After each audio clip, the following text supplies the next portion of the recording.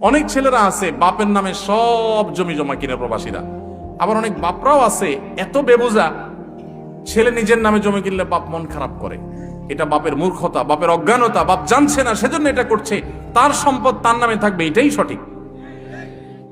আপনার নামে থাকতে পারে, আপনার সে যে জমি বিক্রি করে গেছে সেই জমিটা আপনার আবার কিনে দিল, বা ওই পরিমাণ জমি কিনে দিল, টাকা দিল, বা আরো এক্সট্রা কিছু আপনাকে দিল গিফট হিসাবে। ঠিক আছে, বাবা অনেক কষ্ট করছে, এক সময় আমার বিদেশ পাঠাইছে, ঠিক আছে আমি বাবারে 2-4-5 বিঘা জমি কিনে দিলাম বা ওইটা করে দিলাম। এটা করুক সে, এটা অনুদান, এটা ক্লিয়ার, তাকে হাদিয়া।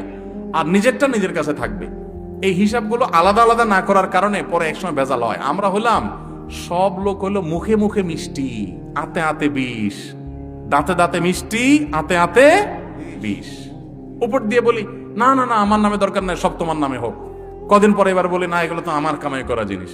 তা আগের ভেজালে ভালো ছিল, ক্লিয়ার কাট করা দরকার ছিল। প্রবাসী অনেকে ভুলটা করেন, এই ভুলটা করবেন না। ইসলাম আপনারা বলেন না উজাড় করে সব ঢেলা দিয়ে এক জায়গায়, এরপরে ধরা খায়া বলেন যে আমার তো হায় হোসেন হায় হোসেন, আমার তো হায় কোপাল হায় কোপাল। যা কামাই করেন সব ঢাইলা দিছেন একদম, বইয়ের কাছে, বাপের কাছে, ভাইয়ের কাছে, মায়ের কাছে, সব দিয়ে দিছেন, নিজের হাতে কিছু রাখলেন না।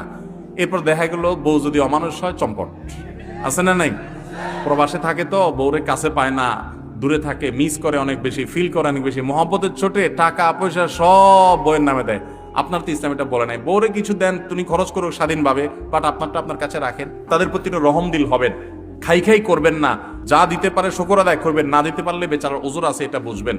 কোনোভাবে ব্লেম এবং অভিযোগ করে বেড়াবেন না।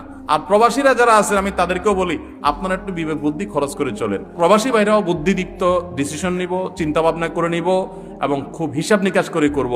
অনেক প্রবাসী এখনো আছে নিজের অ্যাকাউন্টও নাই, টাকা সব আরেকজনের কাছে পাঠাচ্ছে।